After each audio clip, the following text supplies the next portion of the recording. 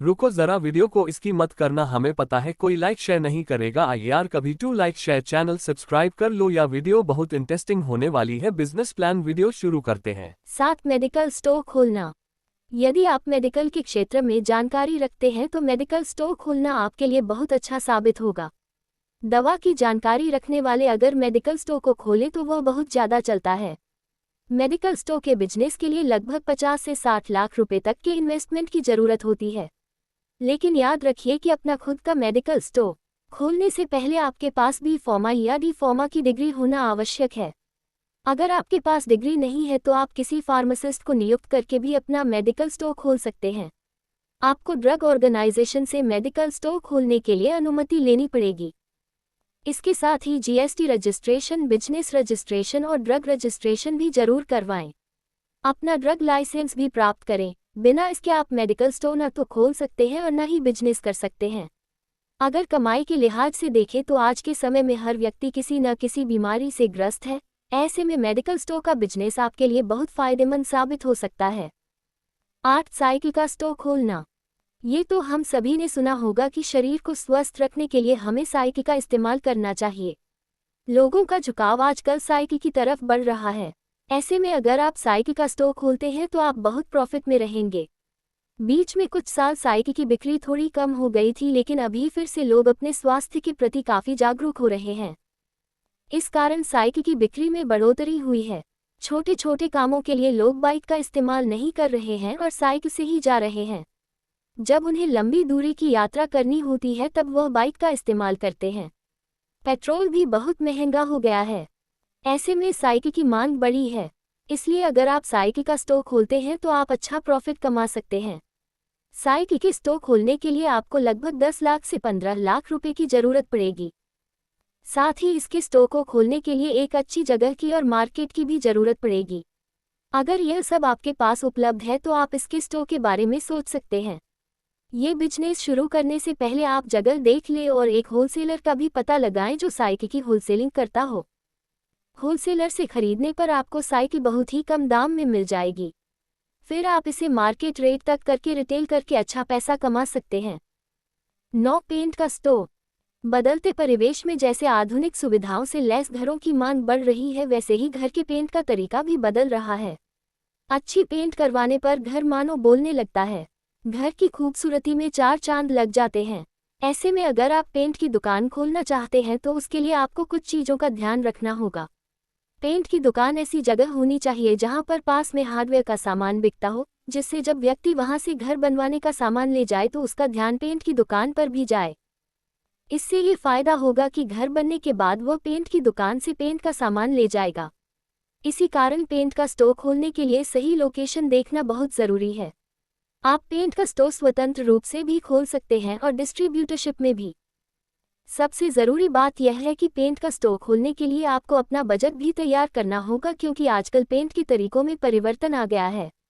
Paint के अलग अलग स्वरूप भी आ गए हैं। अब पेंट पहले से काफ़ी महंगे हैं। आप लगभग 20 लाख से 30 लाख रुपए तक का इन्वेस्टमेंट करके पेंट की एक छोटी दुकान खोल सकते हैं। धीरे धीरे आमदनी बढ़ने के साथ आप अपनी दुकान बड़ी कर सकते हैं। 10 गेम की शॉप खोलना। गेम खेलना हर किसी को पसंद होता है। आज के दौर में चाहे बच्चा हो या फिर बड़ा, हर कोई अपने स्मार्टफोन में गेम खेलता है। ऐसे में अगर आपके दिमाग में गेम की शॉप खोलने का big business ideas in Hindi आ रहे हैं तो यह आइडिया बहुत अच्छा है। लेकिन गेम को शॉप खोलना काफ़ी महंगा होता है। गेम की शॉप खोलने के लिए आपको कम से कम 10 लाख से 12 लाख रुपए तक का निवेश करना होता है।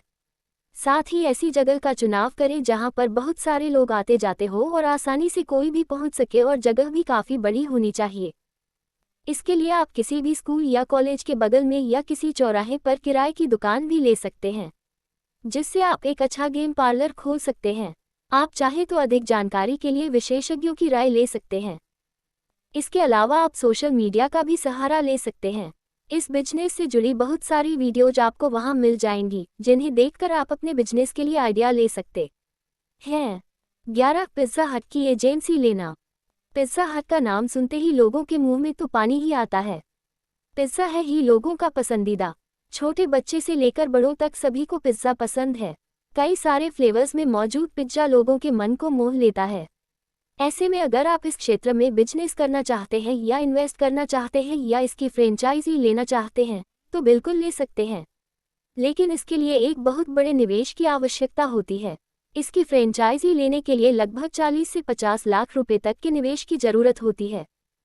अगर आपके पास इतना बजट है तो आप इसकी फ्रेंचाइजी लेकर अच्छा प्रॉफिट कमा सकते हैं। बजट की तो बात हो गई, अब बात करते हैं ज़मीन की। इस बिजनेस को शुरू करने के लिए आपको ज़मीन 1000 से 3000 स्क्वायर फीट ज़मीन चाहिए। इसके अलावा ID proof, address proof, Aadhaar card, bank proof, GST number और अन्य जरूरी कागजात आदि को कंफर्म करने के बाद ही बिजनेस की शुरुआत करें। ध्यान रखिए कि फ्रेंचाइजी लेकर इसमें काफ़ी मेहनत करने की ज़रूरत होती है। बहुत सारे ऐसे लोग भी हैं जिन्होंने फ्रेंचाइजी तो ले ली मगर बिजनेस को अच्छे से नहीं चला पाए और असफल हो गए, लेकिन ऐसे लोगों की संख्या भी कम नहीं है जिन्होंने इस बिजनेस में अपार सफलता हासिल की है और खूब मुनाफा कमाया है। 12 बिल्डिंग मटेरियल स्टोर।